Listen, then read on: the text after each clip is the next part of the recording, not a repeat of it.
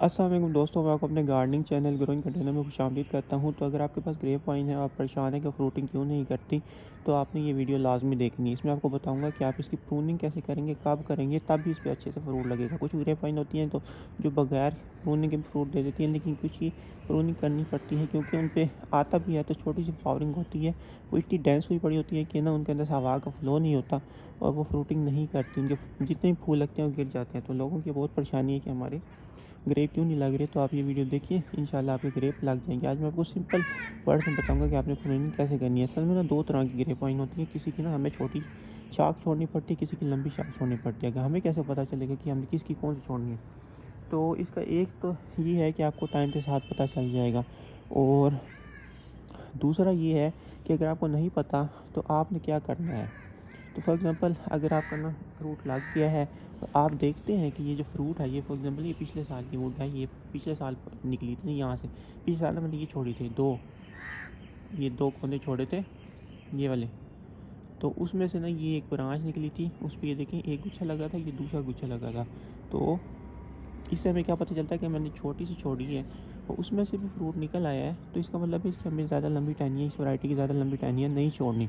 अब for example अगर मैंने बहुत लंबी छोड़ी है और उसके एंड में जाके फ्रूट उठाया, यानी इस ब्रांच से जो ब्रांच निकली है उसने फ्रूट उठाया है, तो फिर उसकी हमने बड़ी ब्रांच छोड़नी है। एक बार मैं फिर बता देता हूँ तो आपको अच्छे से समझ लग जाए। फॉर एग्ज़ाम्पल ना आप ये देखें, ये लास्ट ईयर ना मैंने ना ये देखिए ये छोटी सी टहनी छोड़ी थी, ये वाली, क्योंकि मुझे पता था कि इसके ना जो करीब वाले नोड होते हैं। अच्छा एक बात याद रखना कि अंगूर जो होता है ना वो नई शाख पे लगता है, यानी कि जो एक साल पुरानी होती है ना, लाइट ब्राउन कलर की, ये आपको दिख रही होगी लाइट ब्राउन कलर की, इस पे अंगूर लगता है। अच्छा लगता है, ज़्यादा लगता है। कभी कभी पुरानी पे लग जाता है लेकिन इस पे अच्छा लगता है। अब फॉर एग्जाम्पल मैंने लास्ट है ना ये बहुत लंबी सी ब्रांच जा रही थी, इसके मुझे पता था कि ये इसके छोटी ब्रांच छोड़े तो उस पर फ्रूट लग जाते। तो मैंने क्या किया, मैंने इसके दो आँखें छोड़ के यहाँ से कट किया।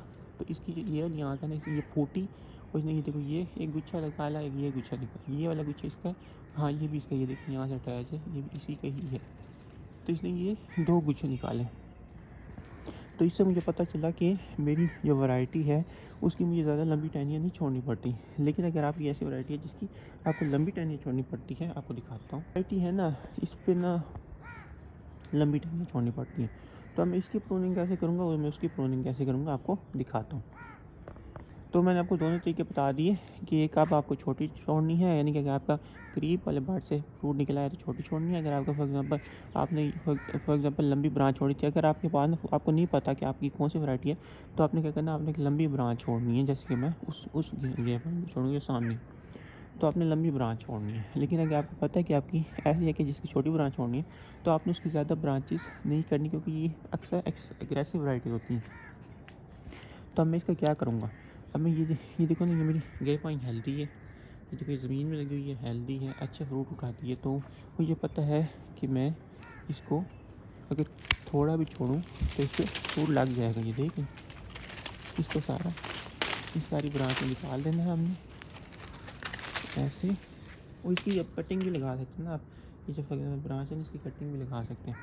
तो ये देखो मैंने इसकी, ये देखो ये काफ़ी लंबे बर्ड हैं। अब मैंने इतने सारे बर्ड नहीं छोड़ने इसके, मैं यहाँ से इसको कट करके इसको कट करके ये वाले बर्ड छोड़ दूँगा। ये देख रहे, एक ये वाला है और एक ये वाला ऊपर, एक ये वाला मैंने आँख छोड़ी है, एक ये वाली नई आँख छोड़ी है। तो इसमें इन दोनों में से जो भी फूटेगी या दोनों फूटेंगी तो दोनों पे फ्रूटिंग हो जाएगी। तो मैं इस सारे को ऐसे ही प्रून करूँगा, पूरी की पूरी ग्रेप वाइन कैसे प्रून करूँगा।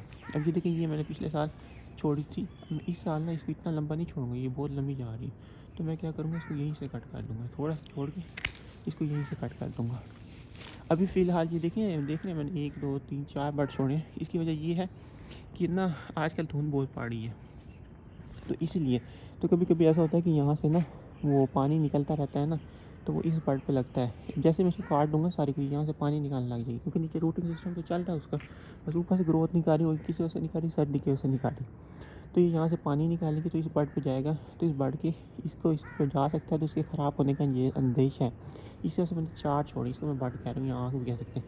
ये 1 2 3 4, 1 2 3 4, इस वजह से मैंने इसके 4 छोड़े हैं।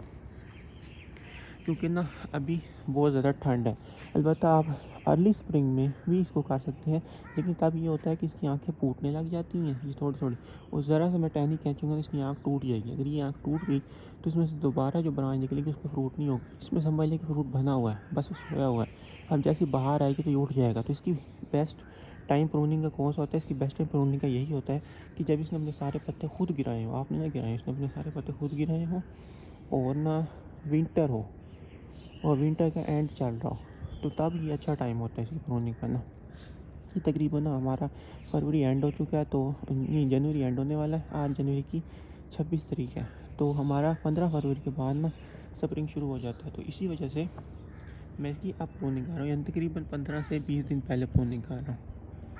और ये बेस्ट टाइम होता है, इस टाइम पत्ते सारे गिर चुके होते हैं, इसने जो पत्तों में एनर्जी होती है सब अपनी टहनियों में स्टोर कर ली होती है, और ये बेस्ट टाइम होता है। तो अब मैं पूरी आपको नहीं करके दिखाऊंगा क्योंकि बहुत लंबी वीडियो हो जाएगी। मैं आपको छोटे से में रखना चाहता हूँ ताकि हर कोई इसको देख सके। तो जब आप चलते हैं लंबी वाली वैरायटी की तरफ, फॉर एग्ज़ाम्पल आपको नहीं पता कि आपके जो वैरायटी है लंबी है छोटी है, तो फिर आपने क्या करना है? तो फिर आपने ऐसे छोड़ना है जैसे कि मैं इसकी छोड़ूंगा। अब ये इतनी बड़ी वाही नहीं है, बड़ी सी इसकी ब्रांच है, ये बच्चा है अभी, इस पर भी चांस भी नहीं है कि ये फ्रूट उठाए, लेकिन फिर भी मैं इसको ऐसे प्रून करूँगा किसी नेक्स्ट ईयर वो भी बन जाए, फ्रूटिंग के चांसेस भी बन जाए इसके ना। तो फिर फॉर एग्ज़ाम्पल ये देखें, अभी फॉर एग्ज़ाम्पल ये ब्रांच है, इस पर चांस है कि ये फ्रूट उठा सकती है।